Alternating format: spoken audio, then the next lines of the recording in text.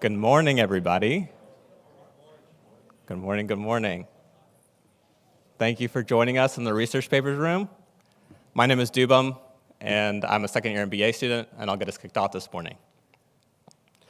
This morning, we have the pleasure of having Dr. Toby Moskowitz present his work, Asset Pricing and Sports Betting. Dr. Toby Moskowitz is the Dean Takashi Professor of Finance at Yale, as well as the principal at AQR Capital. A couple of logistical points before we get Toby up here on stage.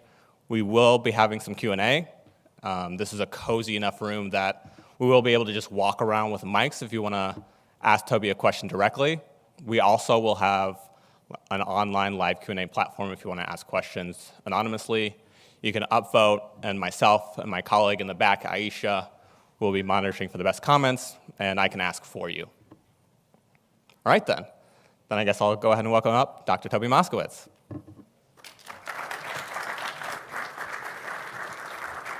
Thanks, dude.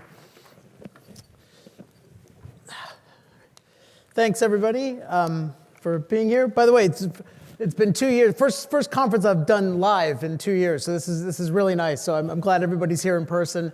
Things are starting to look better. This is it's a paper that's going to use sports betting markets, but really to really answer questions in financial economics. So it's sort of more of a finance paper, but certainly the data I'm going to use is sports betting markets. But let me explain what I'm trying to do. This is actually an agenda I've been working on for a couple of years.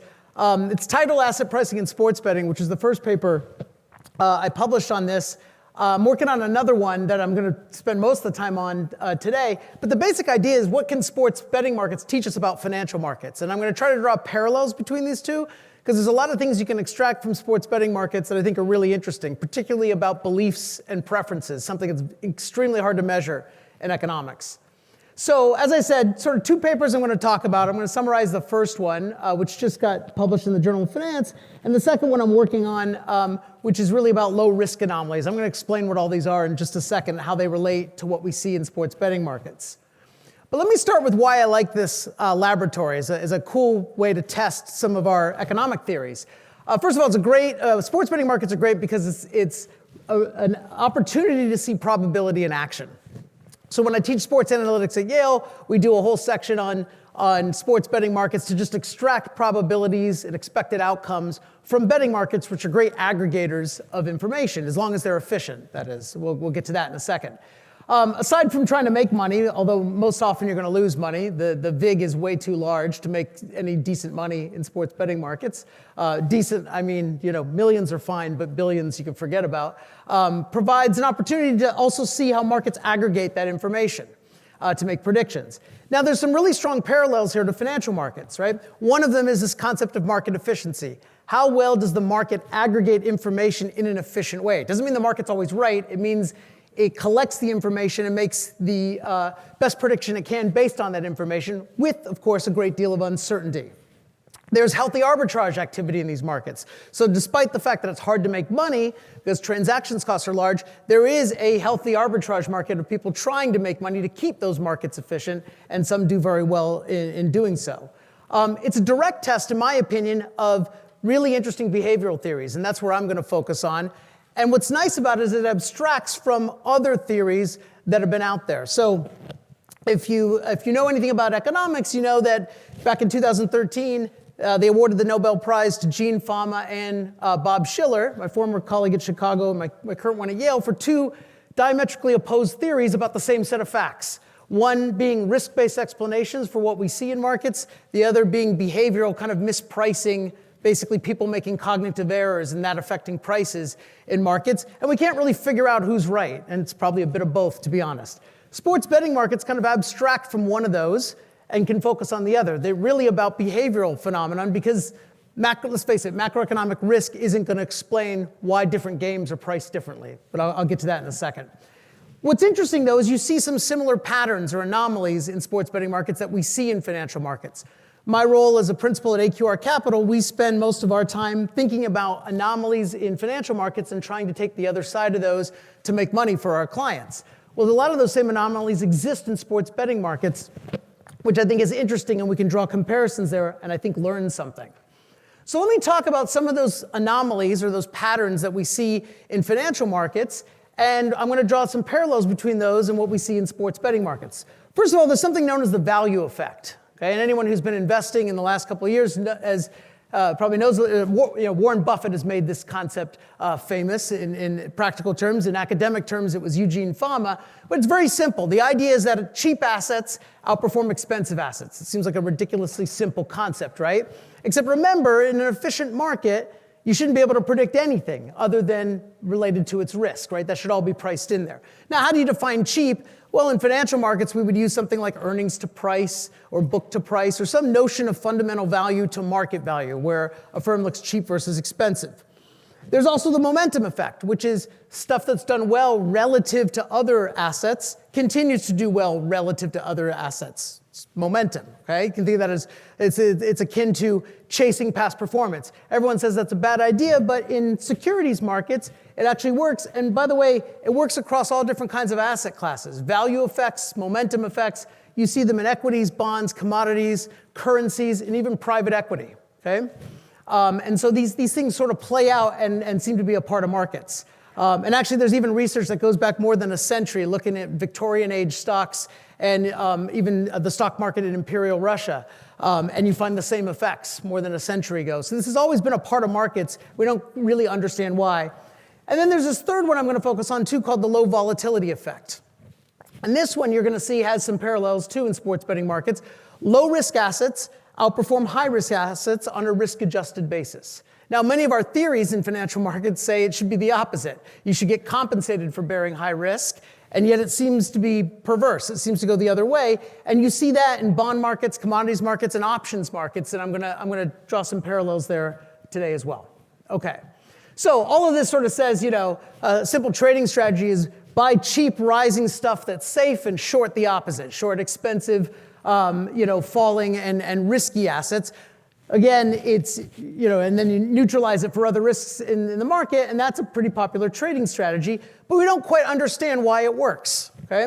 And as I said, there's kind of three schools of thought on this. I've only talked about two. The first is risk, meaning there's some inherent risk underlying these strategies, and when we think about risk in an economic sense, we're thinking about the risk that is tied to your marginal utility of consumption, which sounds, it's very academic. What that really means is when I need the money the most, are these things going to hurt me precisely when I need that money? That's risky to me, okay?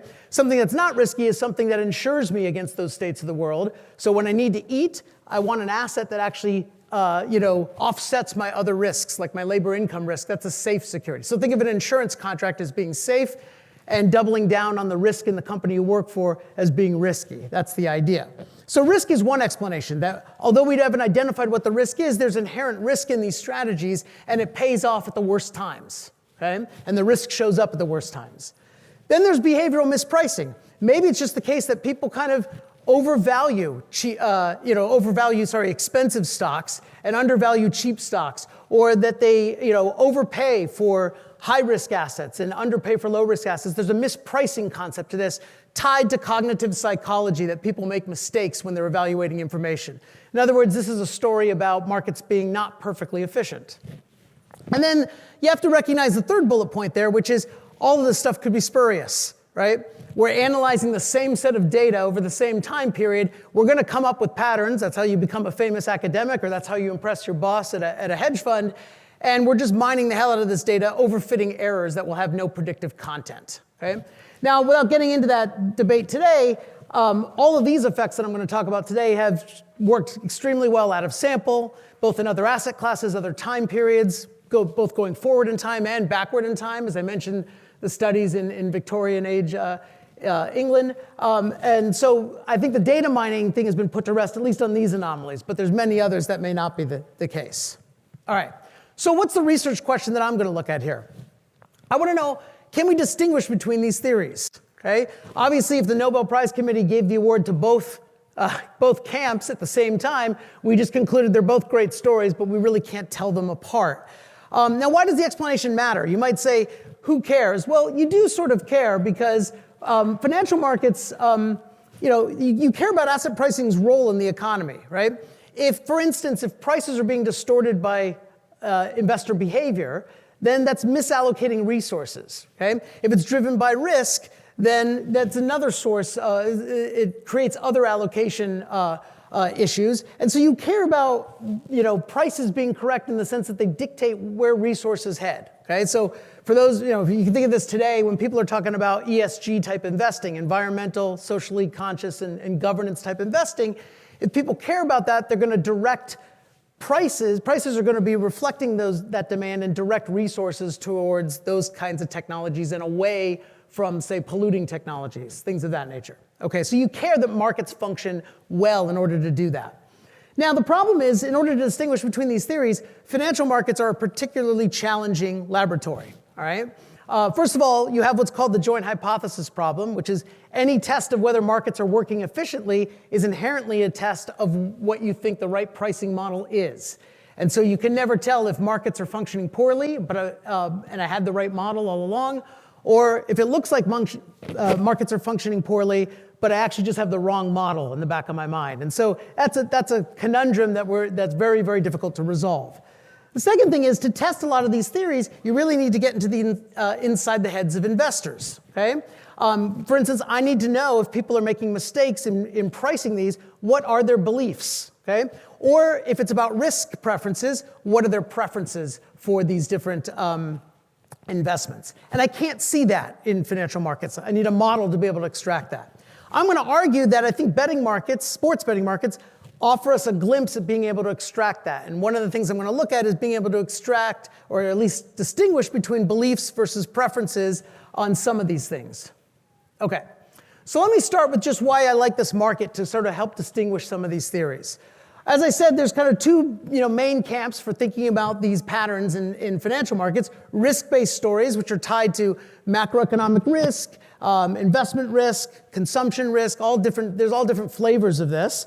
That's not going to apply here in sports betting markets, right? It might apply to the aggregate. What's going on in the macroeconomy, right, might affect the desire to bet on sports in general, but it's not going to affect whether, the Bulls-Raptors game is priced differently than, the Nets-Knicks game, right? That's going to have nothing to do with the macroeconomy. It's just going to have to do with the predicted outcomes of those contests. So if you look at the cross-section of games, you can rule out this whole slew of stories that we've focused on in economics. What that leaves you with are potentially behavioral explanations. And behavioral explanations come from cognitive psychology, which is driven in the lab, in psychology departments, where it's a bunch of undergrads playing for a free pizza, right? It's a bunch of probability games that people play that auto-apply to any context, not just the stock market, but sports betting markets or any risky gamble. So I think it's kind of a nice, out-of-sample test of some of these behavioral theories, and that's the idea here. Now, there's two key features that I'm going to exploit about sports betting markets that allow me to, I think, extract some useful information. One is these are idiosyncratic bets, which is just another way of saying they're not tied to the macroeconomy in any way, the cross-section of games, that is. The second is that if people are making cognitive errors, the beautiful thing about sports betting markets is the contracts are short duration, and there's a terminal payoff that is unaffected by betting behavior. Okay? And so you can actually reveal mispricing. In other words, if bettors are getting it wrong, once the game ends, if we look on average across all the games that end, we know whether prices are systematically biased in one direction or not, because there's going to be predictability in the outcomes, which shouldn't be there. Okay? All right, so I can rule out one set of theories. So here's the data I'm going to try to exploit for the first project that I worked on. I've got data that I'll describe in just a second, which gives me opening and closing prices of the betting contracts. And I'm going to be looking across a bunch of different sports and a bunch of different contracts as well that I'll describe in a second. But you have the opening price, then there's potentially movement in that price before the game starts, which is the close, and then the game ends. Okay, now the price can move for lots of reasons. It can move because there's new information that gets revealed, a key player gets injured, something happens. It can move for sentiment, that bettors just think the price is wrong and they're gonna move the line in one direction or the other, and the bookmakers are gonna try to balance that book. But what's nice about this is the terminal value. You can think of that as the true price, something we never get to see in financial markets, right? There's an end game here where the game ends, the score is revealed, and the contracts pay off. And that true price should be unaffected by people's beliefs or their preferences, okay? I mean, betting behavior shouldn't influence this at all unless you think something like this is going on, right? Which unlikely in today's professional sports, okay? So that's going to be a clean test of whether prices are correct in a sense. All right. So if you think about that, you can actually do some pretty nice tests here to look at efficient pricing versus mispricing and test some of these behavioral theories. For instance, suppose I've got the three prices there, the opening, the close, and then the game outcome. Suppose some positive information comes out. Let's say I'm betting on the home team, and let's say we find out that one of the visiting players gets injured. One of the key visiting players gets injured. Well, let's say that the betting line moves up in the direction of the home team, right? And if it's priced efficiently, then the predictability from the closing price to the game outcome, there should be zero predictability there. In other words, if markets incorporate that information with the right expectations, on average, there will be no predictability for the game outcome, right? You're not going to make money off of that, okay? On the other hand, markets could underreact or overreact to that information. These are kind of two stories that you find in behavioral economics. It could be that markets sort of recognize that this is good news for the home team, but the price doesn't jump up enough, in which case there's predictability. And there's lots of theories why that might be. People are conservative about information updating, all kinds of different theories that come out of psychology. Or it could be the opposite. People overreact to a piece of information, which is, they think it's too good a news for the home team and the price overreacts. Now notice if there's under or overreaction, you get predictability and you can sign that predictability. In an underreaction story, when the price moves, you ought to get consistent predictability in the same direction for the game outcome. If it's an overreaction, you ought to get a reversal, okay? A negative correlation in the return from open to close to end, okay? And of course, you can think of, what if it's total noise? Well, I just think of that as a special case of overreaction. If prices move and there wasn't actually any new information, think of that as a pure overreaction story, right? Because they should have moved not at all, and they moved in some direction. They have to bounce back because the game outcome is not affected by this. Okay, so what I did then is I used this sort of framework, very simple framework, to then test some of the concepts that we see in financial markets like value and momentum, okay? So for instance, if you think about a team that's on a hot streak, right? A team with a lot of momentum. They've won a couple of games. Let's say they've beaten the spread over the last couple of games. Relative to their opponent, do bettors tend to move the line in the direction of the recent winners and away from the recent losers? And is that direction rational? In other words, does it have zero predictability, so it's efficient? Or is there some predictability inherent in that? Okay? So do betting markets sort of incorporate this properly or not? And I'm going to do this by testing this in the NBA, NFL, baseball, and hockey, okay? MLB and NHL as well. Going back to 2005 with one data set. And the other data set, actually I have betting contracts in the NFL going back to 1985. And I'm going to look at three different contracts. The one I have the most data for is just the simple spread contract, which is, and most of you probably know these different contracts, but it's just there's a point spread and you win, you get the same payoff if the favorite wins by at least that many points. If the underdog wins or loses by less than those points, then the contract pays off. Then there's the money line, which is a contract where the payoffs differ. You can bet on the favorite or the underdog. There's no point spread, but the payoffs are different. So you bet on the favorite, you bet $1 to win less than $1.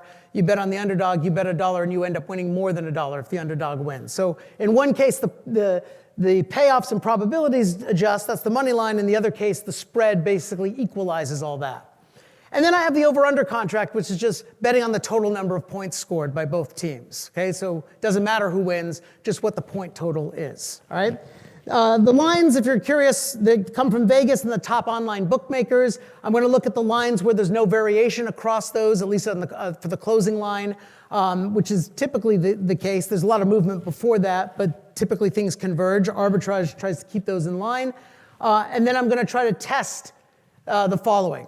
I'm going to look at, say, momentum, and I'm going to see if teams that are on a hot streak, okay, and you can measure this by winning past wins, you can measure it by beating the spread, you can measure it by point differential, relative to losing teams, Does the line move in either of those directions? Now keep in mind that momentum is a concept at the game level. So a zero momentum game would be one where you have two teams playing each other on a hot streak. There's no difference in momentum there.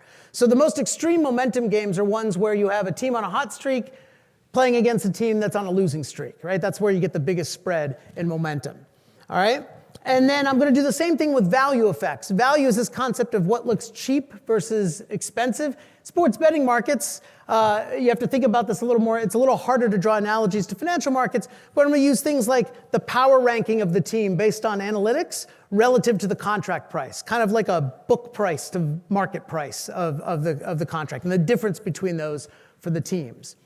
And what I find in the data is that there's strong evidence for momentum effects in sports betting markets, but it's an overreaction story. Bettors are chasing recent winners and avoiding recent losers, driving up the line, but that line has negative predictability for the outcome. Okay? In other words, people are there's no, another way of saying this is, there's actually no influence on the outcome of teams on hot versus cold streaks, but betting markets act as if there is one. Okay, so taking the other side of that is a profitable bet. And there's some evidence, more modest evidence of a value effect, that people also tend to like what looks like a cheap contract, a good bet relative to an expensive one, and that gets reversed as well. Okay? Now, I would argue it's clear evidence of mispricing. So here's the summary of the results. The first plot up there is across all sports, and I've got, the spread contract, the money line, the over-under in green, and then a combined, which is a portfolio of all three betting contracts. And you can see the pattern there. This is based on momentum. So bettors are pushing the line up in all three markets, over, under, money line, and the spread contract, and from the open to the close. But then there's negative predictability from the close to the outcome. In other words, they're overreacting to recent performance. Okay? And if I break it down by sport, you see it in the NBA, which is the graph below. And you also see, so it's the same pattern from that overreaction chart that I showed you. And you see it also in the NFL, in baseball, and in hockey. Okay, no spread contracts in hockey or baseball here. All right? And so you see some of these overreaction patterns. So that's the first thing, that you can draw analogies between things like momentum and value effects and in sports betting markets that we also see in financial markets.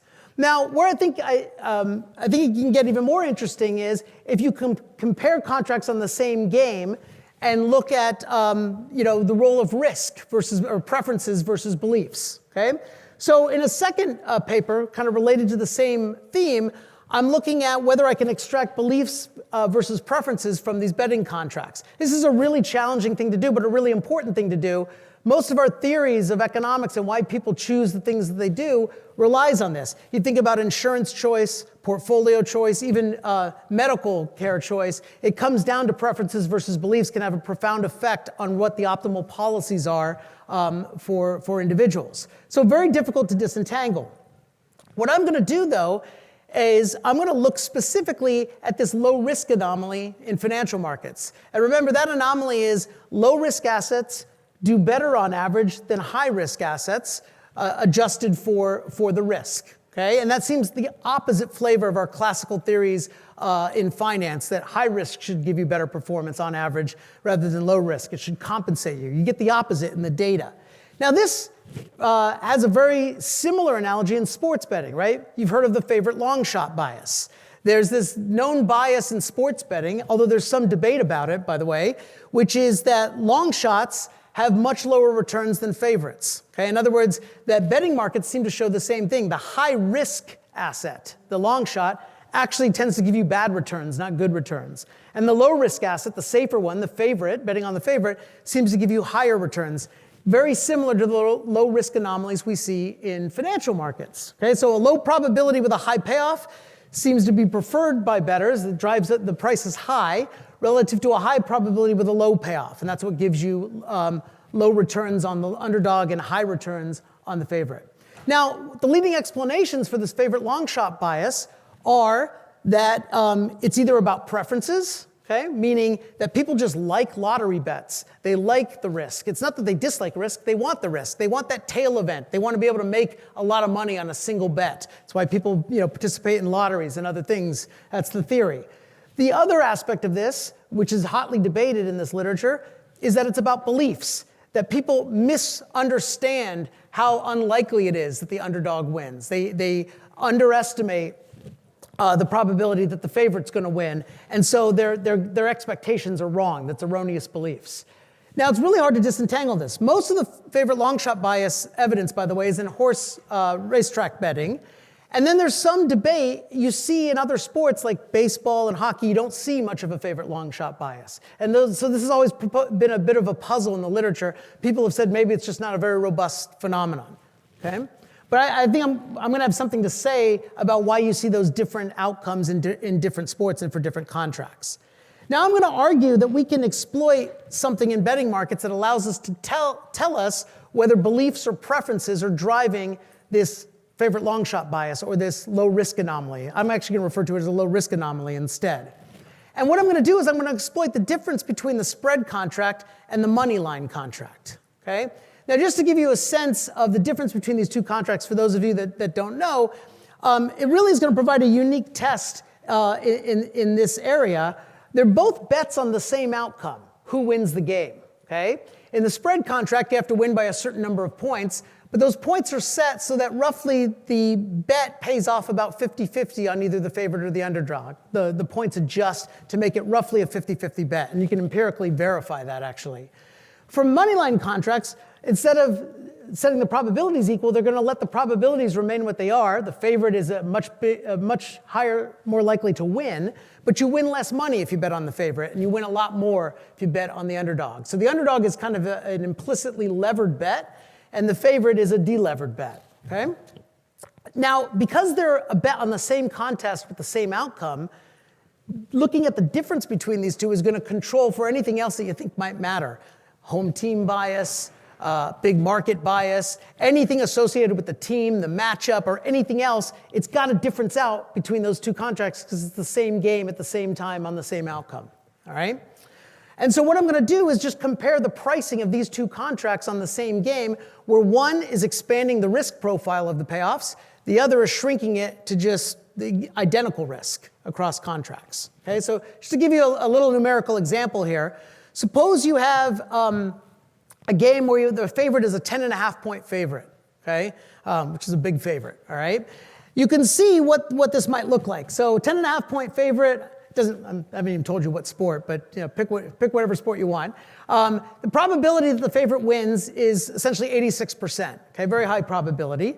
If I bet on the money line contract, okay, I bet $1 to win 15 cents. If I bet on the long shot, because there's only a 14% chance that the long shot actually wins this game, I get $5.16 for every dollar I invest. Okay, so you can see the difference in risk profile here between betting on the favorite versus the long shot. That's the money line contract.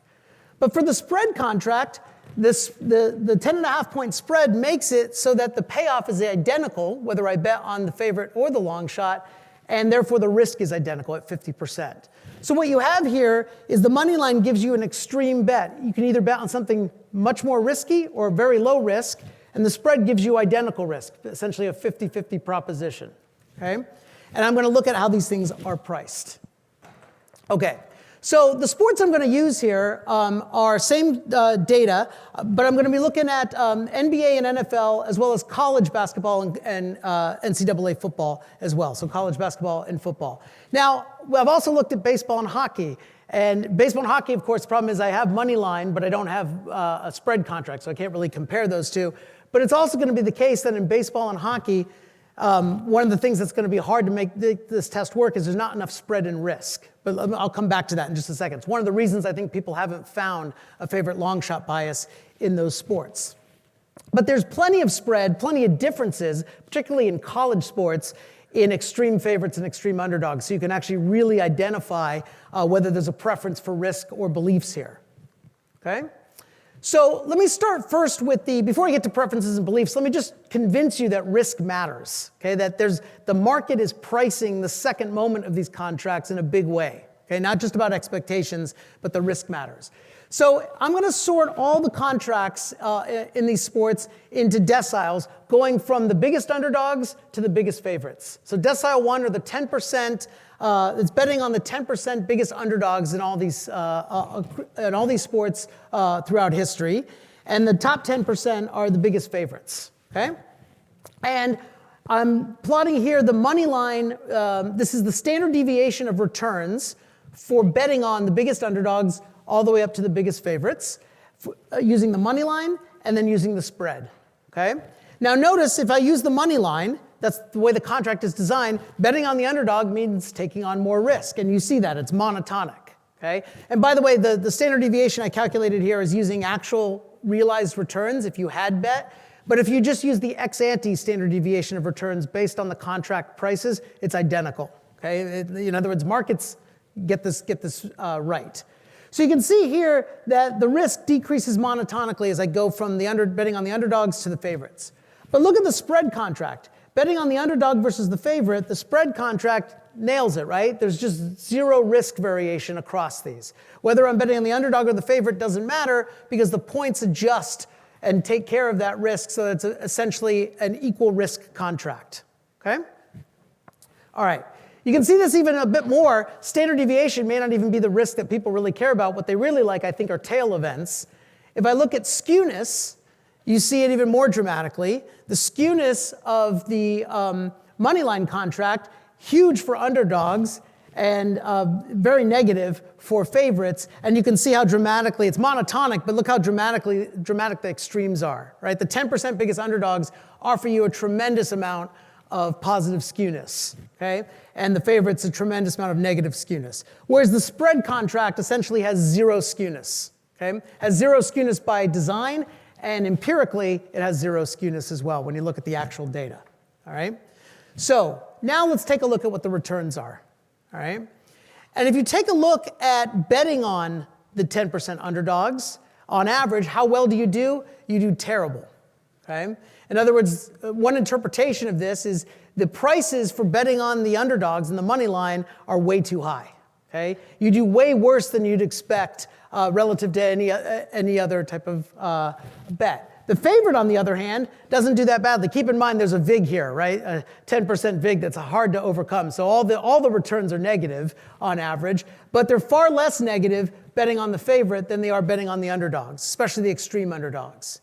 But that's not true for the spread contract.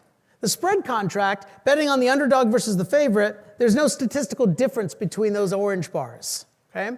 So now let's come back to this idea of what's driving the favorite long shot bias. If you think people are making errors in their expectation of the underdog winning, they think that the underdog is going to win more often than is actually true, that should show up in the spread contract as well. It doesn't, okay?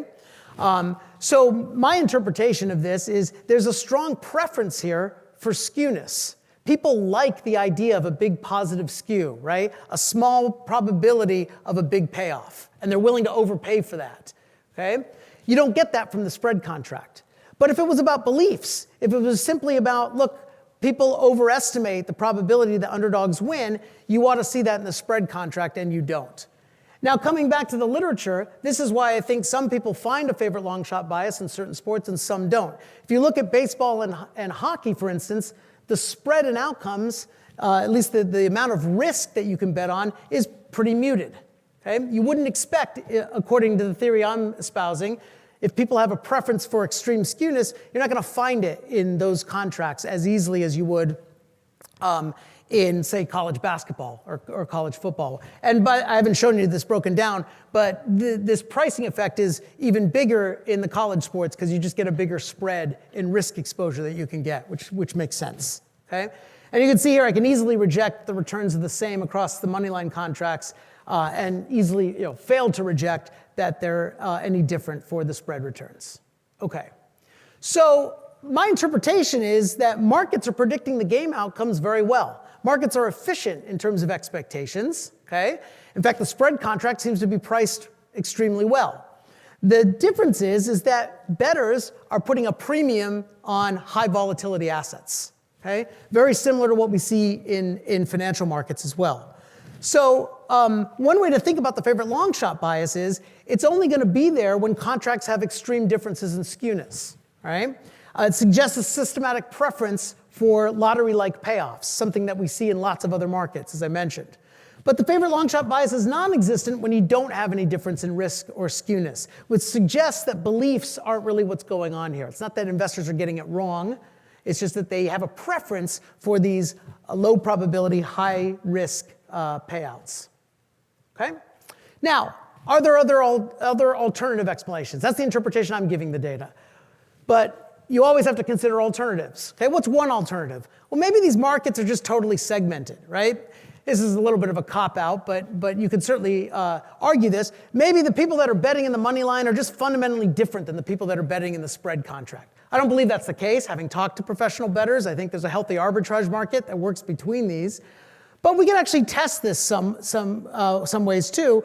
We can actually see if the information you get from the spread contract, does it predict the outcomes from the money line? There's this pricing effect going on that people overpay for high-risk assets, but does it predict the game outcomes in the money line just as well? And the answer is yes. Another way of saying this is I get no new information about game outcomes looking at the money line than I do from if I control for the spread. Okay? If I have the spread, that's enough information about game outcomes. The money line gives me no new information about game outcomes. Gives me new information about pricing, but that's about a preference for risk. The other way to look at this too is when the line changes, it changes simultaneously in both of these markets. Okay, so I don't think they're segmented. I think they're quite integrated. So I don't think that's what's going on.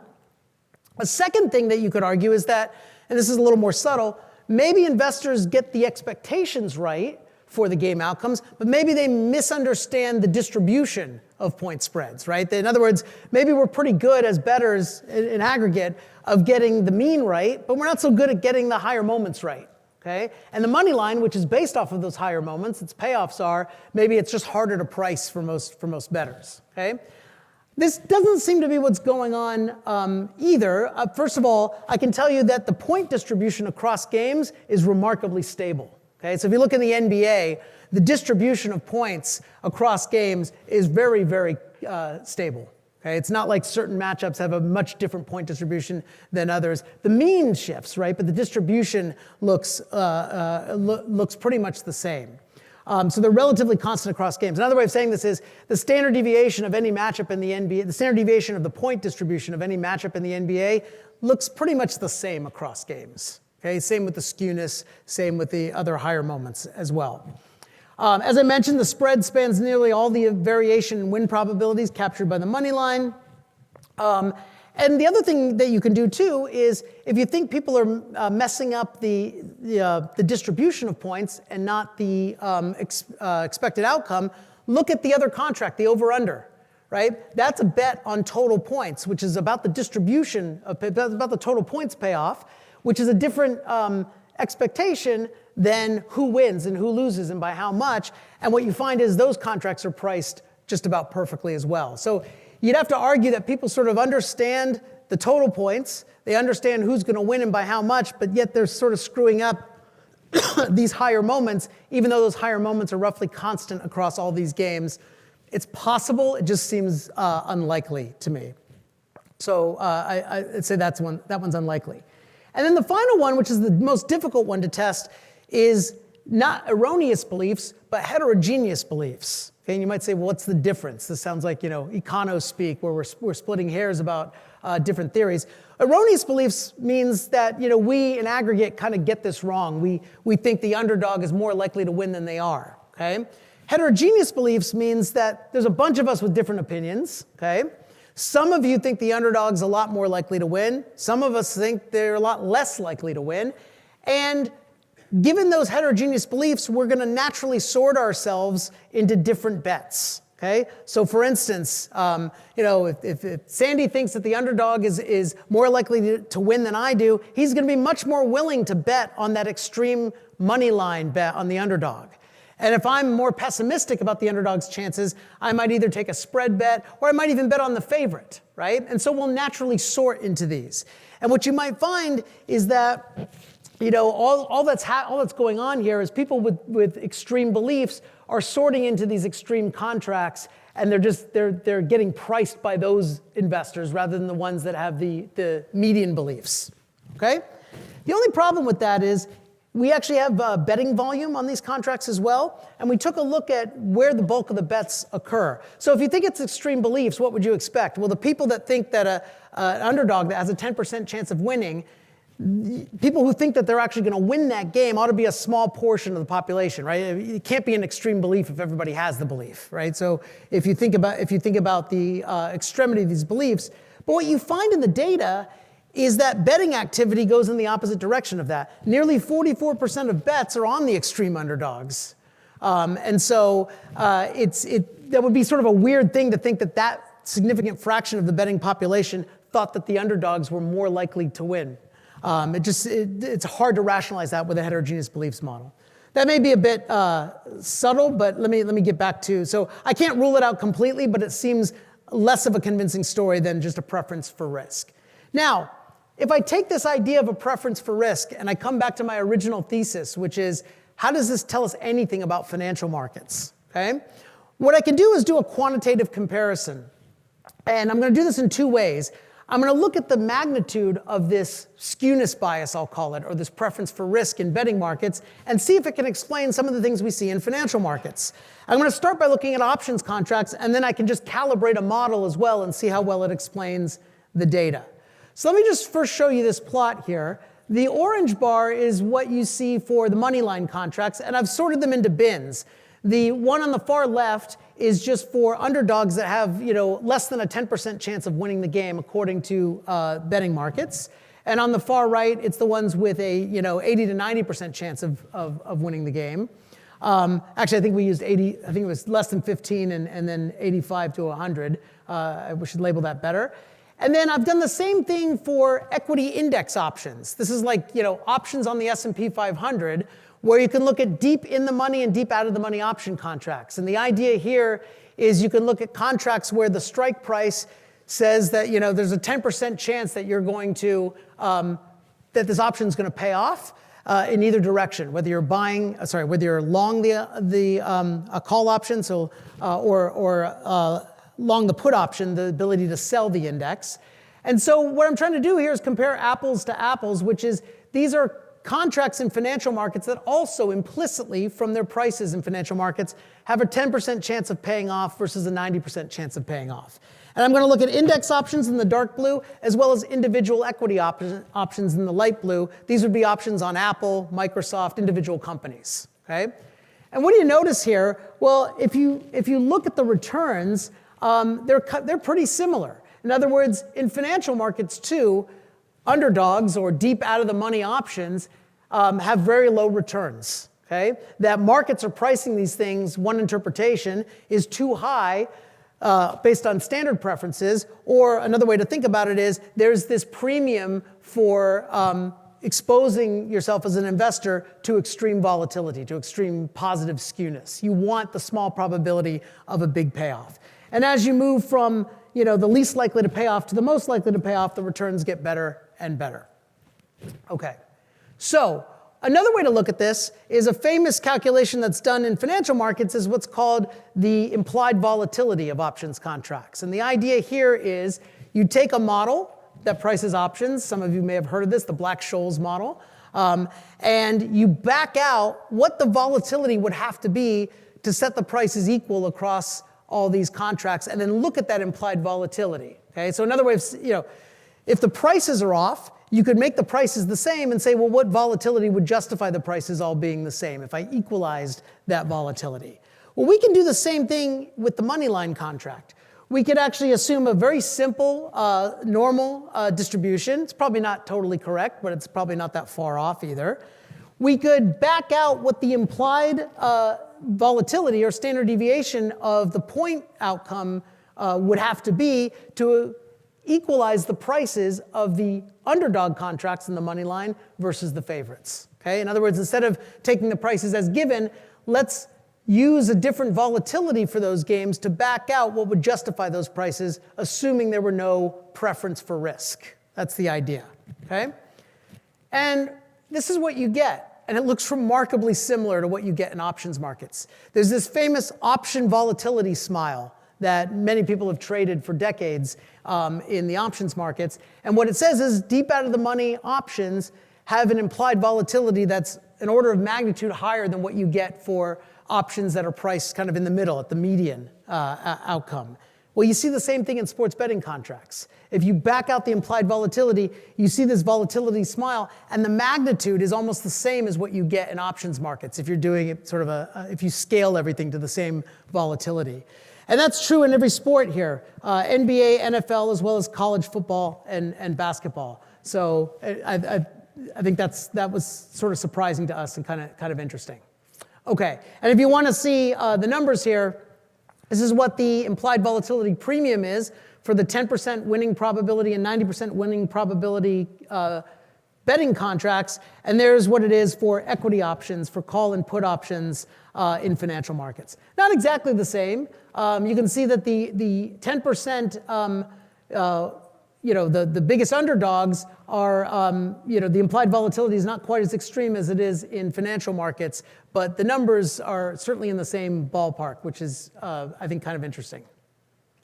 Okay, so can we actually do this, though? Link this to financial markets. So I'm sort of pushing this agenda. I get some pushback from my colleagues at Yale and certainly outside of Yale. Can we generalize these results to financial markets? Well, I think there's reasons to be both cautious and optimistic. Okay? On the one hand, you might just say these are totally different markets. The set of people that bet in sports betting markets are totally different than bet on Wall Street, although I spend time in both worlds and I find that they're very similar, and often the same people. People like to the people who like probability and statistics tend to gravitate to both professions. But, there's no question these markets are different. You're talking about idiosyncratic bets on short terminal date contracts where you might have different preferences. There's an entertainment value associated with betting in sports. By the way, there also is in the stock market, but it's also, I would say it's secondary in both markets. Most people want to make money rather than lose money. And there's certainly different frictions that pervade in these markets. So on the one hand, you might want to be cautious and say maybe we can't learn that much looking at sports betting markets in terms of financial markets, different preferences, frictions, and they may just be segmented markets. On the optimistic side, which I tend to lean, is I'm looking at the same patterns in both markets, and there's no reason those same patterns should exist if these markets were totally segmented. Secondly, not only do I get the same patterns, the magnitudes are similar, right? If people have a preference for skewness, it ought to be similar in sports betting markets as it is in financial markets because we're all human. If that's something that humans crave, I don't see why that preference would be that different. And at least the numbers I'm getting is that they're not that different. And if I take the numbers, by the way, in sports betting markets and calibrate a model of such preferences, I actually can explain really well what we see in options markets, in financial markets, and even in stock markets for other things that are related to this low risk anomaly, which again did not have to be the case. The other thing I would say is if it's driven by these kinds of behavioral preferences, that ought to be true in any market. So it shouldn't be specific to each of those markets. And then, of course, sports betting markets also share a lot of common features. There's healthy arbitrage. There's analysts, right, who tell you what these contracts should be priced at and who's going to win the game and all that. The goal is to make money. And at least myself, I have a desire for providing a unifying framework that can explain all these facts rather than having a separate theory that explains sports betting markets that's very different from other financial markets. In fact, in my field in financial economics, we once, it's evolved, but 20 years ago, we had different models for bond markets than we did for stock markets, than we did for commodities, than we did for private equity. And that's changed because as we've pushed for having models that can kind of look at all these asset classes in a unifying way. Now, the features can be different in those markets, but the general principles ought to be about the same. At the end of the day, you're talking about investing, and most investors are invested in lots of these different things simultaneously. So anyway, I'm kind of pushing that as well. So let me stop there, and we've got some time for some questions. But just as a summary here, we find that some of the same patterns like momentum and value show up in both markets. And this favorite long shot bias, I don't really view as a favorite long shot bias. I view it more as a preference for high risk payoffs. Okay, and so similar to what we see in other markets and asset classes. And the punchline is you can't make money off this, by the way. So I saved that to last so everybody didn't leave the room. But limits to arbitrage, well, that's a good thing in one sense. It allows me to find it in the data. If this were arbitrageable, I wouldn't be able to see it in the data, right? So what keeps markets from correcting this or pricing it differently is that it's very tough to make money. The VIG is just too wide on this, okay? And that may be true in financial markets too, even though the spreads are a lot lower. But that's another issue that I have to think about. So let me stop there and see if there's any questions. Yeah.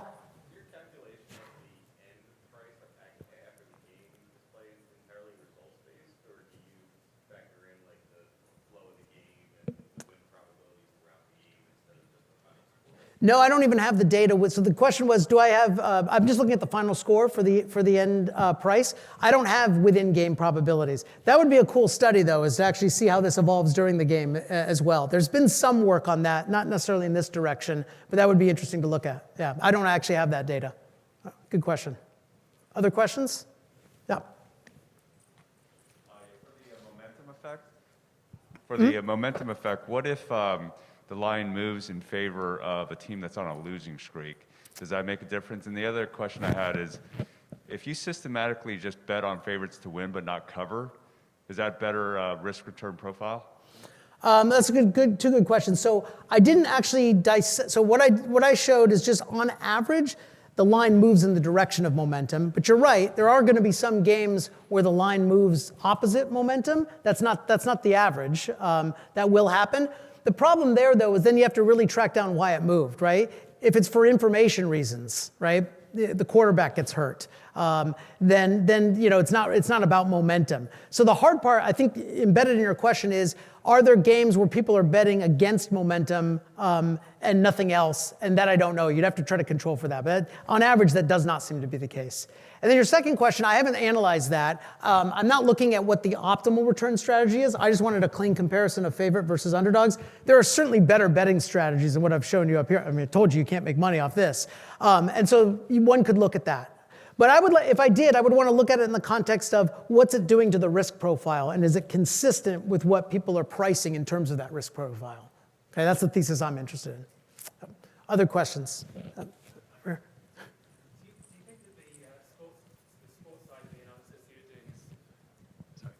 Do you think that the sports side of the analysis that you're doing is, do you think that the sports side of the analysis that you're doing it might be perturbed by the fact that you have a small number of risk takers or layers in the market, whereas in the financial market you've got both people being able to take both sides? And do you think if you looked at the exchange betting markets, that it might give you a slightly different view? Which betting markets, sorry? The exchange markets. Yeah. Oh, so great question. So two things. One is you're hitting on another thing that could be different between betting markets and financial markets, which is the amount of people willing to absorb that risk may be very different, right? Another way of saying this is that the depth of financial markets might be much greater on that dimension, on the risk capacity.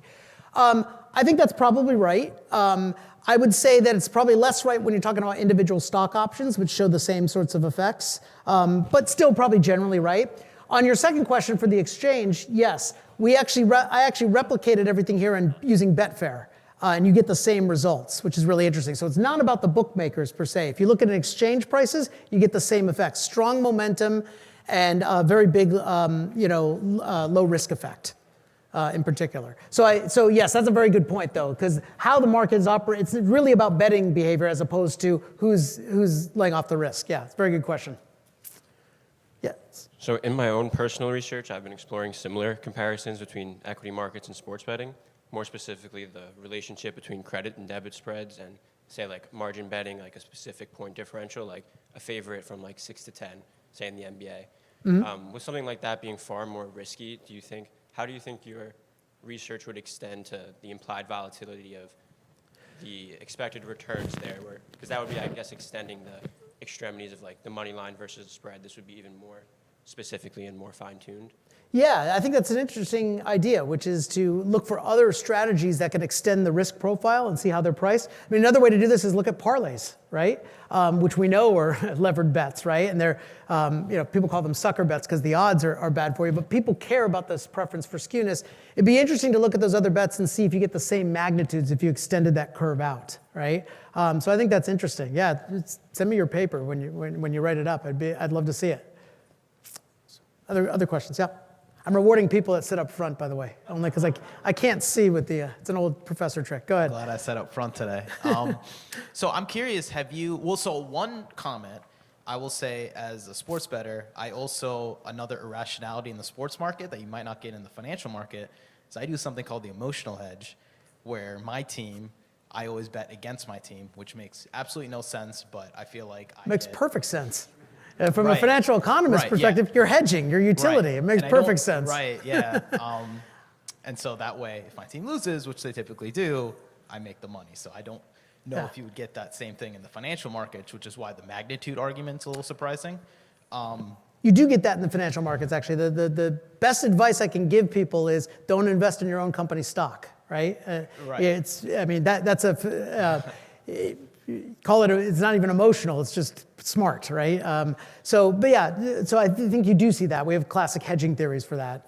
Okay.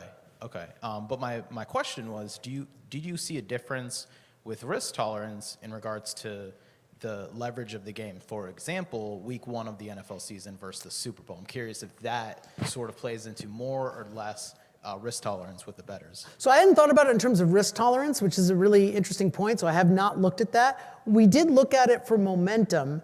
What you find is actually the momentum effect is much stronger early in the season than late at the season. And I think part of it is more just about uncertainty of information. At the end of the season, I kind of know who the good teams are. Whether they won their last couple of games doesn't affect me much. Beginning of the season, I'm much more uncertain about that. So I'm looking for anything I can that might tell me who's a good team. And you see this every season, right? Everybody was writing off the Chiefs early on and, writing other teams. You see that in betting markets as well. But I haven't looked at this in terms of risk. I hadn't thought about that. I could do that. Yeah, it's a good idea. Other question. All right, we'll go back here. So the microphone's right there. Yeah. How sensitive do you think the results are to investor experience? Like if you have a bettor who's making a series of bets and they have reference-dependent utility, Yeah. then the risk preferences are going to be super sensitive to where they are located to the reference point. Yeah, no, that's absolutely right. So that might explain the preference for the extreme betting. Yeah, I mean, ideally, if I wanted to test this, like we calibrate a model of cumulative prospect theory preferences, which it sounds like you're familiar with when you mentioned reference points. Unfortunately, I don't have any information about the bettors themselves, right? All I see are prices and aggregate volume. If I had data on individual bettors, so for instance, if I went to like Betfair and got all of their data on who's betting by ID and could look at this, that would be a great thing to look at. It'd be really interesting, right? Because what you're interested in there is, and this relates to the previous question a little bit, which is you can see changes in risk aversion depending on where they've won or lost as the reference point moves. I can only look at this just across games. It's a very limited way of looking at it, but I think that would be a great idea. If that data, if anyone can offer me that data, I'm happy to look at it. So, but that would be cool. Great idea. You mentioned some puzzles in the stock market. Mm-hmm. Did any of this research give you any hints or leanings on those puzzles in the stock market? Yeah, I mean, I